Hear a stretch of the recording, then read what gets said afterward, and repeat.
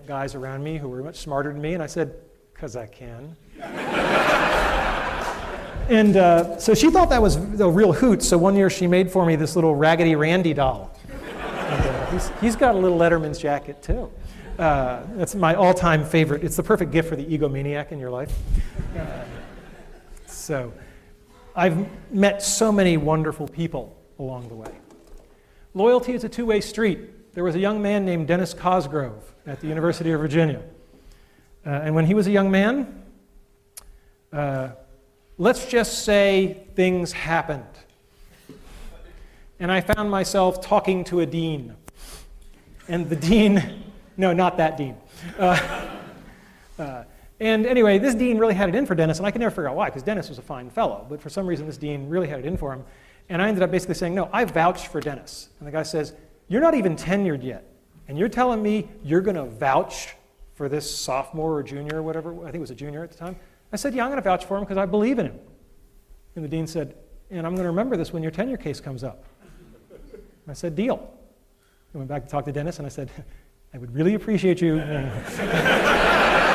That would be good. But loyalty is a two-way street. I mean, that was God knows how many years ago, but that's the same Dennis Cosgrove who's carrying Alice forward. He's been with me all these years, right? And, you know, if we only had one person to send in a space probe to meet an alien species, I'm picking Dennis. Okay. You can't give a talk at Carnegie Mellon without acknowledging one very special person, and that would be Sharon Burks. I mean, I joked with her, I said, well, look, if you're retiring, it's just not worth living anymore. Sharon is so wonderful, it's beyond description. And for all of us who've been helped by her, it's just indescribable. I love this picture because it puts her together with Syl. And Syl is great because Syl gave the best piece of advice, pound for pound, that I have ever heard. And I think all young ladies should hear this. Syl said, it took me a long time, but I finally figured it out. When it comes to men that are romantically interested in you, it's really simple. Just ignore everything they say and only pay attention to what they do. It's that simple. It's that easy. And I thought back to my bachelor days, and I said, damn. Never give up. I didn't get into Brown University. I was on the wait list. I called them up, and they eventually decided that it was getting really annoying to have me call every day, so they let me in. At Carnegie Mellon, I didn't get into graduate school. Andy had mentored me. He said, go to graduate school, you're going to go to Carnegie Mellon. All my good students go to Carnegie Mellon. And yeah, you know what's coming. And so he said, you're going to go to Carnegie Mellon, no problem. What he had kind of forgotten was that the difficulty of getting into the top PhD program in the country had really gone up. And he also didn't know I was going to tank my GREs, because he believed in me, which, based on my board scores, was a really stupid idea.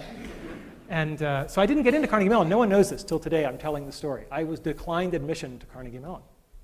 And I was a bit of an obnoxious little kid. I went into Andy's office, and I dropped the rejection letter on his desk. And I said, I just want you to know what your letter of recommendation goes for at Carnegie Mellon.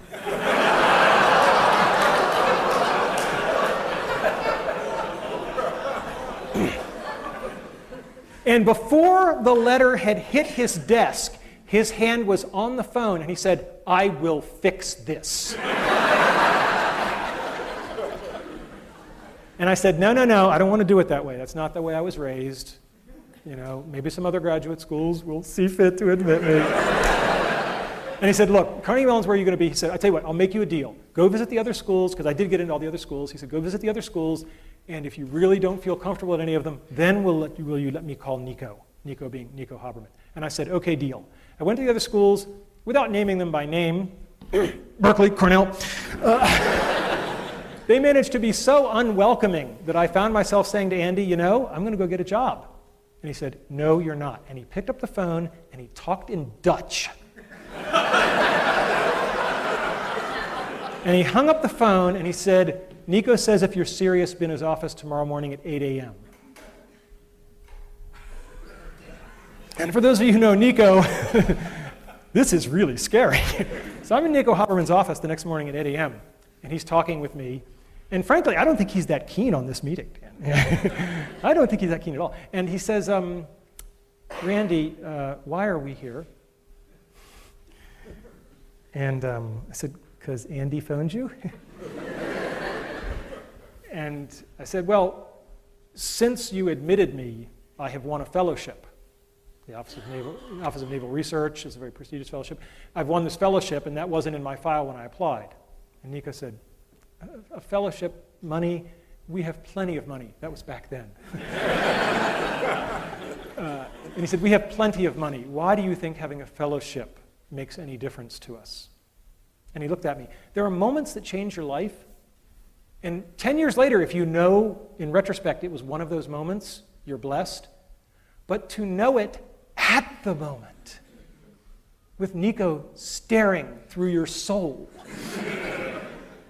And I said, I didn't mean to imply anything about the money. It's just that it was an honor. There were only 15 given nationwide. And I did think it was an honor that would be something that would be meritorious. And I apologize if that was presumptuous. And he smiled. And that was good. So, how do you get people to help you? You can't get there alone. People have to help you, and I do believe in karma. I believe in paybacks. You get people to help you by telling the truth, being earnest. I'll take an earnest person over a hip person every day, because hip is short term. Earnest is long term. Apologize when you screw up, and focus on other people, not on yourself. And I thought, how do I possibly make a concrete example of that? Do we have a concrete example of focusing on somebody else over there? Can we bring it out? See, yesterday was my wife's birthday. If there was ever a time I might be entitled to have the focus on me, it might be the last lecture. But no, I feel very badly that my wife didn't really get a proper birthday, and I thought it'd be very nice if 500 people...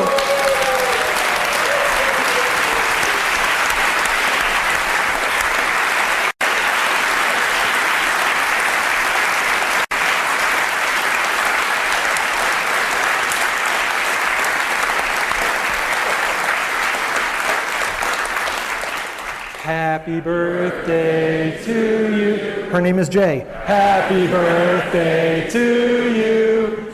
Happy birthday, dear Jay. Happy birthday to you.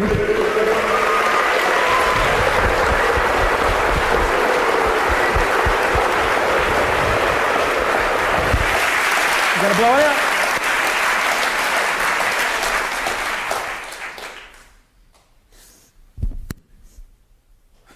All right.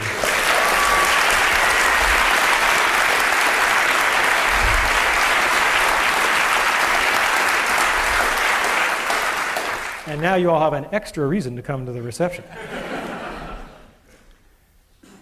Remember, brick walls let us show our dedication.